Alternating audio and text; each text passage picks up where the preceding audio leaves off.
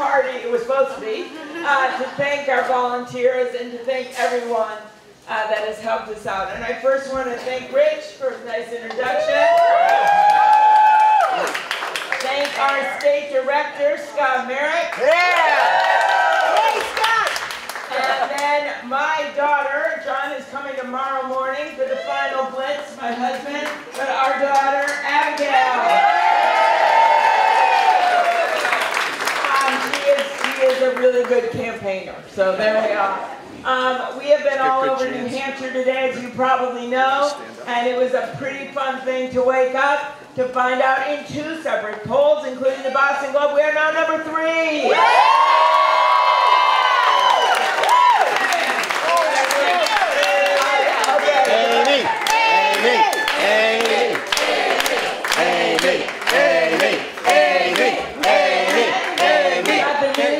Justin, our campaign manager, right here, that since the debate, from regular people online, we raised over $3 million. And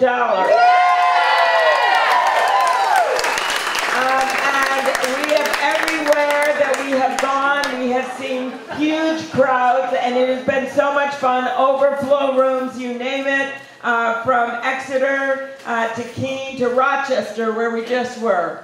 And we are really, really excited about the energy out there. And I'm not going to give a long speech today, yay! Instead, because we have more things to do. But I mostly just wanted to thank people. When we started out on this journey in the middle of that blizzard, without a hat, right, Abigail? Well, she had on a hat. Without gloves, mostly just to impress everyone in New Hampshire that I had grit. You know me! When we started out on that journey, a lot of people literally on TV said, is she going to make it through this speech? And then they didn't know we'd make it through this summer. And then they kept saying, is she going to be on the debate stage? And boy, were we on the debate stage on Friday. Yeah!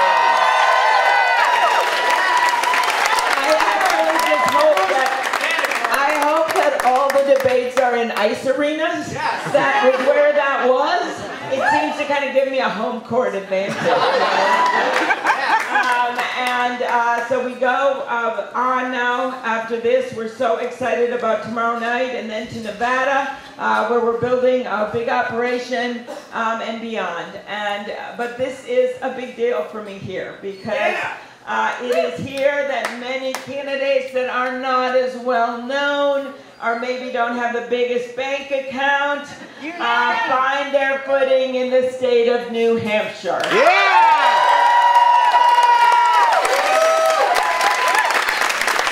that is what I am asking all of you to do in this extra blitz today. And there have been so many people, it's been funny suddenly seeing media come to all of our events.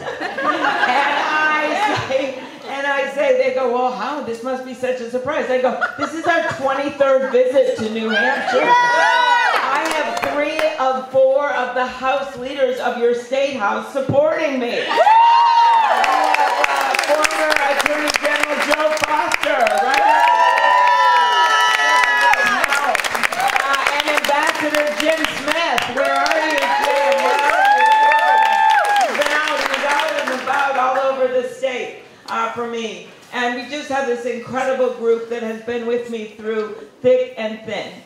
There is a reason, because I have learned from all of you so much, that I was able to get the endorsements of every single major newspaper in the state. And whether they were the Team Sentinel or the Seacoast papers or the Union Leader, they basically said the same thing, and that is, I am someone, when you look at my track record, that can unite our party, but most importantly, can unite our country. I have been just buoyed in the last, there was a C-SPAN guy who was recording all this as voters came up to me at our last stop in Rochester, which I love because it was a lot of people, almost everyone there lived in New Hampshire. I love everyone visiting, thank you so much. But that was actually a pretty cool thing. And he kept holding the thing, and he had the head things on, so he could hear what people were saying. And people were all over the place. Let's see where they are politically. I will just leave it at that.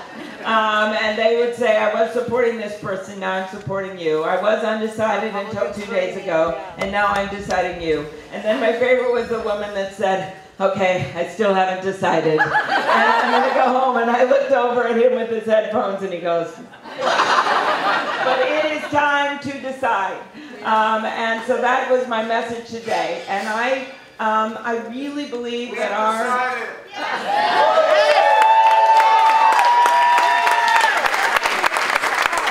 the voice of God. But I have come to believe that I have been saying the same thing from the beginning because I believe it from my heart. This is why I'm running. And that is that it is time to cross the river of our divides to get to a higher plane in our politics. That's why I announced in that island in the middle of the Mississippi River. And that we have come to this point where people actually showing up are, yes, our fired up Democratic base, but it is independents. It is moderate Republicans. It is people who just believe that the heart of our nation is bigger than the heart of this guy in the White House.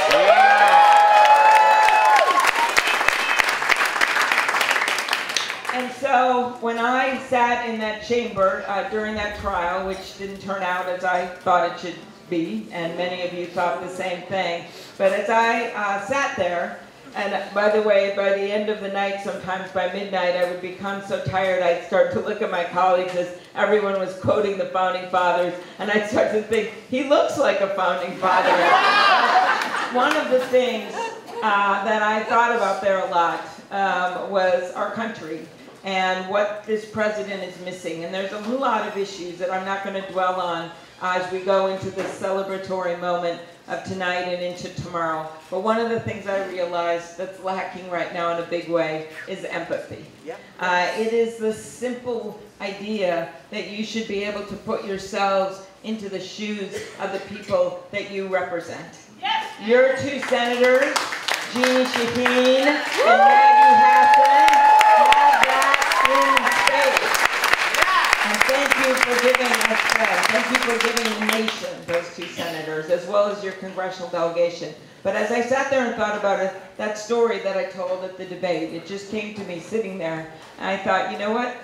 Franklin Roosevelt, he got this. And he was so beloved because he was able to steer our country through the toughest of times. And when he died, people just worshipped him. And they put his body on a train and they took it from Georgia to Washington, D.C. And people spontaneously stood at the train tracks to show their respect. And there was this one guy, an old story, who's just standing there with his hat in his hands, sobbing. And a reporter came up and said to the guy, sir, do you mind me asking, did you know President Roosevelt? And the guy says, no, I didn't know President Roosevelt, but he knew me. He knew me. And that is that sacred trust between the President of the United States and the people of this country that I will restore. So if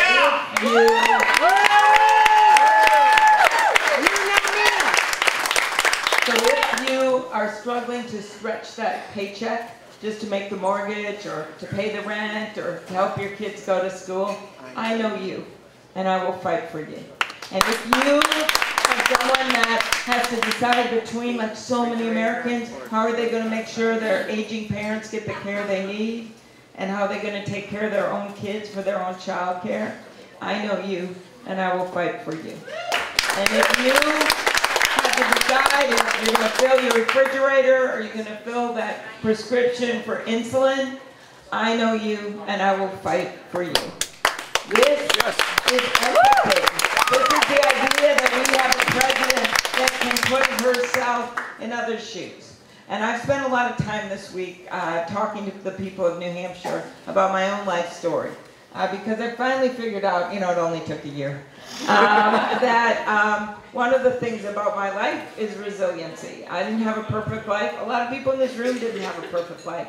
But my dad's struggle with alcoholism taught me something even deeper than the need for treatment and the help that he got that I want to make sure that others get. It also taught me that you just can't see things in the extremes.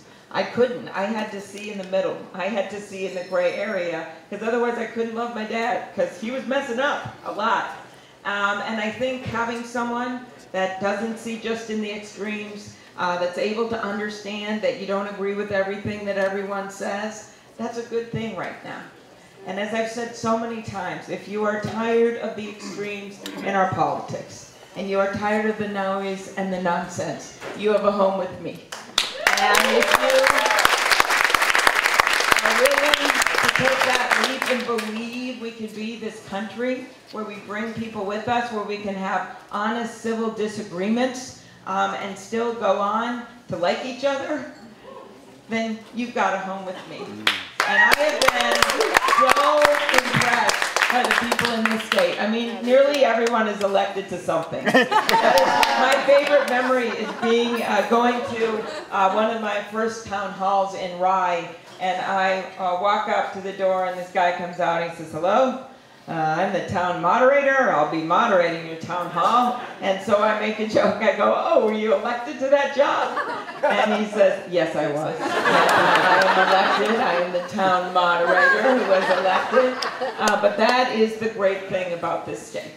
So I just want to thank you for caring that much about the world around us, for New Hampshire that really gives us so much, gives us this feeling that a state that's maybe not that big can still play a major role in the world, whether it's Bretton Woods, whether it's the fact that you have more veterans percentage-wise than so many other places. You get that this election is, yes, an economic check, but it is also a decency check. It is a patriotism check. So I want to thank you. I want to thank you for joining our team.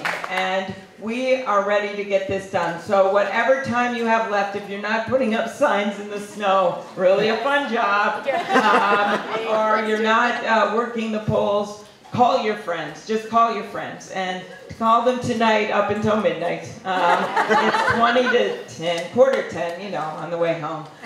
Give them a call and ask them to vote for me. Because I'm going to need your help. And you know, my last thing I'll tell you, which I care a lot about on my very last speech tonight, we picked that color green for a reason. That's because it was the color of one of my political mentors, Paul Wellstone. And we have that green box for a reason. And Paul was this incredible politician. No one thought he was going to win. And he talked really, really, really, really fast in his ads. And he'd say, "I don't have as much money as my opponent, so I'm going to talk really, really fast because I only have 30 seconds to do it." And then he would also run back and forth really fast in all the parades. And that last year of his life, when he tragically died in a plane crash with his wife Sheila, his daughter Marcia, and their staff, that was a special year for me. I was running for re-election for local office. I didn't have an opponent, which sounds really nice. And I spent a lot of time with him. And I got to see him take a brave vote against the war in Iraq. But I also got to see what he did when times were down. And he had told the state he had MS, and he could no longer run back and forth in those parades. In fact, he could hardly even walk. And he stood on the back of that bus in those parades, and he would just wave. But here's the coolest part. He had motivated so many people in these green shirts to run around that bus, hundreds of people, that you didn't even notice he wasn't running himself.